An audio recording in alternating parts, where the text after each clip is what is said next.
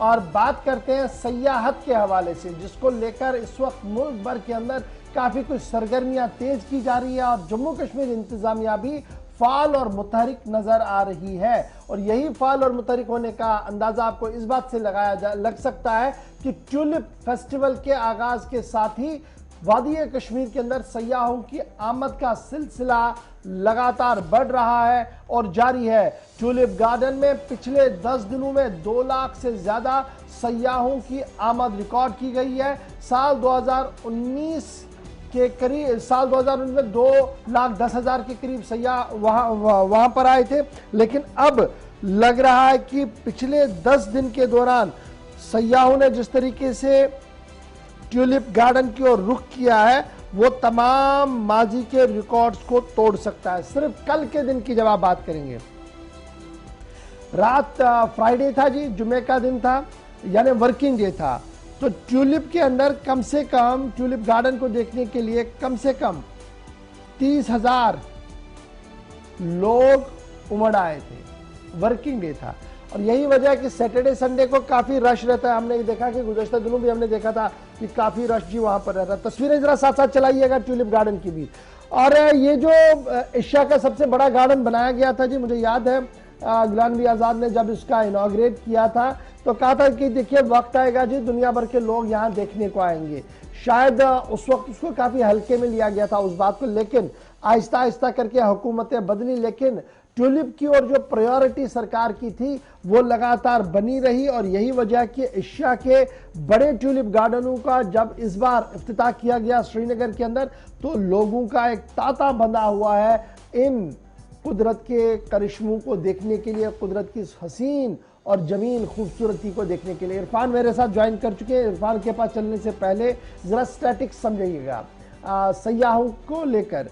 Static जो हमारे पास आया है, फुटफॉल जो रजिस्टर किया गया था जी 2017 में, डेट वाज 1.50, यानी 1.50, 1.5 लाख के करीब।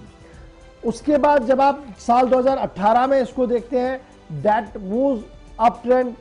50 से वो 83 तक चला गया था, यानी मजीद शोहरत इसकी बढ़ गई थी। That was 2019। और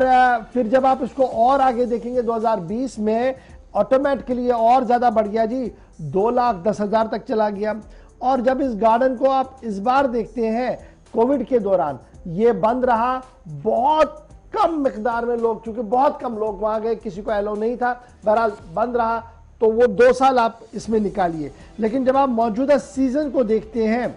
तो जहां पर कम से कम इस वक्त 1.5 मिलियन ट्यूलिप्स फैले हुए हैं 360 कनाल की जमीन पर, वहां पर अब महाराष्ट्र, गुजरात, तमिलनाडु, नॉर्थ, साउथ, हर तरह के सयाह जो है वो इस गार्डन को देखने के लिए वादी का रुख कर रहे हैं। एक तो ये सयाह है, और दूसरा एक अच्छी बात यह है कि वादी कश्मीर और जम्मू सूबे से भी लोग सयाहत की गर्ज से इस बाग की ओर आ रहे हैं। अब परेशानियां क्या है उस पर गुफ्तगू करेंगे, बात करेंगे सीधे सईद इरफान फाजिल के साथ। फाजिल, बहुत शुक्रिया जी ज्वाइन करने के लिए।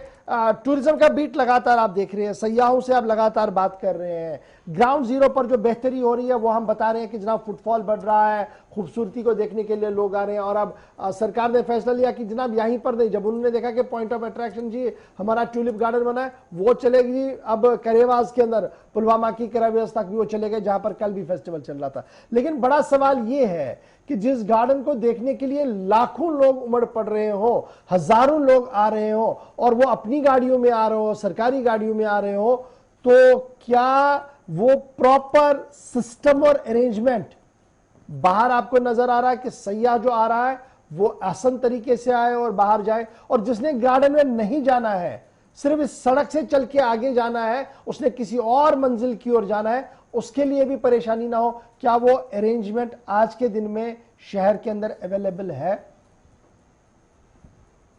बहुत बहुत शुक्रिया इशफाक गवर साहब। जहां तक आपने पहले वजाहत के साथ ट्यूलिप गार्डन के बारे में और एक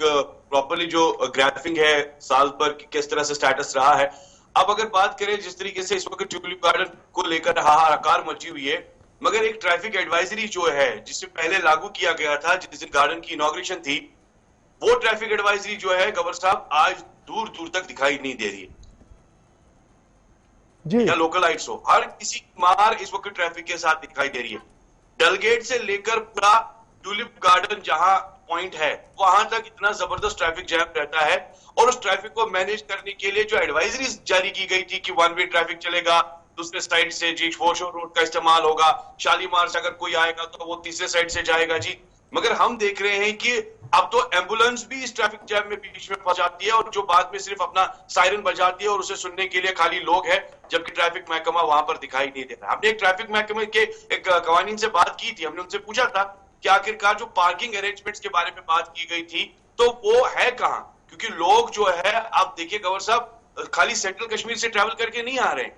अब आप देखिए नॉर्थ है, साउथ है, वो सारी गाड़ियां जो है सिटी में पहुंच रही है, और उसे मैनेज करने के लिए आपके पास एक ही ट्रैक है, और वो ट्रैक जो है उसमें गाड़ियां जाएगी कहां, उसका फ्लो जाएगा कहां। अब रात पर 12-12 बज जाते हैं कि किसी को वहां से घर से वापसी मिल जाए। तो ये ट्रैफिक प्रॉब्लम लगातार वहां दिखाई दे रही है। एक साइड से टूलिप की हाहाकार है, नो डाउट कि 2 लाख के करीब जो है टूरिस्ट ट्रैवल कर चुके हैं इस बारी, और अच्छा खासा बूम रहेगा अप्रैल के महीने में भी, और भी एक्सपेक्टेशंस काफी ज्यादा है। But other side of the story there is huge confusion and chaos, people have lot of dilemma, like हम कैसे ट्रैवल करके वहां तक पहुंचे। अब वहां पहुंचने के बाद जब वापस भी निकलना है तो उसमें भी प्रॉब्लम है। तो ये चीजें कुल मिलाकर हम ये बताएं कल आप देख कि लीजिए, सरकार तो कोशिश कर रही है कि हमने फेस्टिवल किया है, हमने लोगों को मधु किया है, दावतनामे दिए हैं कि आप आइए देखिए जम्मू कश्मीर की खूबसूरती को देखिए, लेकिन एक बुनियादी वजह है कि जो हमारे रास्ते हैं वो सन 47 से वही डलगेट का रास्ता है जी, और कोई फोरशोर वाला रास्ता आपके पास नहीं है। तो जो ट्रैफिक मैनेजमेंट है उसमें अभी तक नाकामी और उसमें दुश्वारियां जो है साफ नजर आ रही। ये तो एक पॉइंट है। अब दूसरा पॉइंट बड़ा इंपॉर्टेंट है कि अब हम ये देख रहे हैं कि श्रीनगर के बाहर भी फेस्टिवल को लेने की कोशिश की जा रही है, लोग वहां की ओर जाए। और कल की अगर मैं बात करूं पुलवामा वाले फेस्टिवल की, तो किस तरीके का आपको वहां पर रेस्पॉन्ड दिखा, किस तरीके के टुलिप्स वहां पर है, और अवामी सतह पर क्या कुछ वहां पर सरगर्मियां आपको दिखी? देखिए गवर साहब, मैं कल केरीवन पामपोर के इलाके में गया था, कि तकरीबन जहां पर सैफरन फील्ड्स है, डूसू पार्क, वहां पर एक जगह है, वहां पर एक अच्छा खासा initiative department of tourism Jammu Kashmir लिया था कि हम लोगों को वाइल्ड ट्यूलिप्स दिखाएंगे, यानी जंगली ट्यूलिप्स। एक तो नेशनल ट्यूलिप होता है, दूसरा जो जंगली ट्यूलिप होता है उसके बारे में लोगों को समझाया, और उसके साथ साथ उस पर टूरिस्ट को भी रागिब किया जाए कि हमारे पास खाली ट्यूलिप गार्डन नहीं है, बल्कि पुलवामा साइड से अगर देखा जाए, साउथ साइड से भी वहां पर भी कुछ ऐसी चीजें होंगी जिससे आने वाले टाइम में हम टूरिज्म में इजाफा देख सकते हैं। मगर वहां पर हमने कल देखा कि वहां पर सैफरन जो ग्रोवर्स है उनको वहां पर दावत दी गई थी, लोकलाइट्स को वहां दावत दी गई थी, और खास तौर पर जहां कुछ लोकल के साथ साथ कुछ वहां फनकारों ने भी वहां परफॉर्म किया, कुछ एडमिनिस्ट्रेशन के भी लोग थे, डीसी पुलवामा वहां पर वसीर चौधरी साहब वो भी वहां पर मौजूद रहे। फिर जब हमने डायरेक्टर टूरिज्म के साथ बात की तो उनसे हमने पूछा कि आखिरकार इसका मेन अट्रैक्शन क्या रहेगा। उन्होंने कहा कि हम चाहते हैं कि आने वाले टाइम में ये जगह जो है काफी ज्यादा पॉपुलर हो जाए, जिस तरीके से बाकी ट्यूलिप गार्डन है, निशात बाग है, और जो सैफरन फील्ड्स के साथ साथ जो आने वाले टाइम में जो वाइल्ड ट्यूलिप्स का जो इम्पैक्ट रहेगा, इससे हो सकता है कि सैफरन ग्रोवर्स के साथ साथ पामपोर जैसे इलाके में और भी एक नई चीज देखने को मिलेगी, जिससे इजाफा हो सकता है, जिससे इकोनॉमी बढ़ सकती है। और आने वाले टाइम में हम कोशिश ये भी करेंगे कि अनएम्प्लॉयमेंट जो है उसको हम थोड़ा जनरेट कर सके, एम्प्लॉयमेंट जनरेट कर सके, लोगों को वहां काम बड़ी चीज है। ये भी कहा जा रहा था कि अभी तक हम बाहर से जो ट्यूलिप ला रहे थे, लेकिन अब की बार हमने एक कोशिश की है डिपार्टमेंट ऑफ फ्लोरिकल्चर ने कि हम लोकली इनको बनाएं और लोकली जनरेट करें। और अब तो इसको बाज़ाब्ता तौर पर ऐसा किया जा रहा है कि अगर प्राइवेट सेक्टर में इसको लिया जाता है तो इसको बाहर लिया जाए, ट्यूलिप को नेशनल इंटरनेशनल मार्केट तक लिया जाए। क्या उस हवाले से डिपार्टमेंट ऑफ फ्लोरिकल्चर के पास कोई जामिया मंसूबा है, या सिर्फ अभी अखबारों की जीनत तक ही ये खबर महदूद है?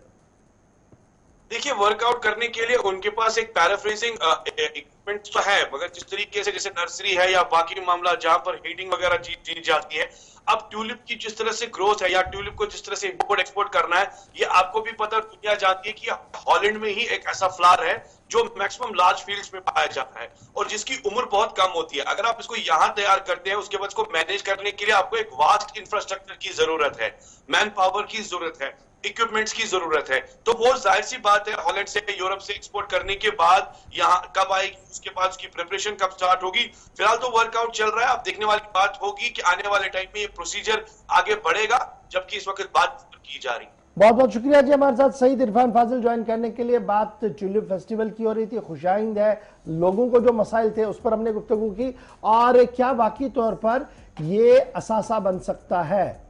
ट्यूलिप हमारे लिए। इस पर एक बड़ी एक्सपीरियंस की ज़रूरत है और एक बड़ा मैनेजमेंट इसके लिए चाहिए, तब जाकर इसकी और लोग जो है वो जुड़ सकते हैं। फिलहाल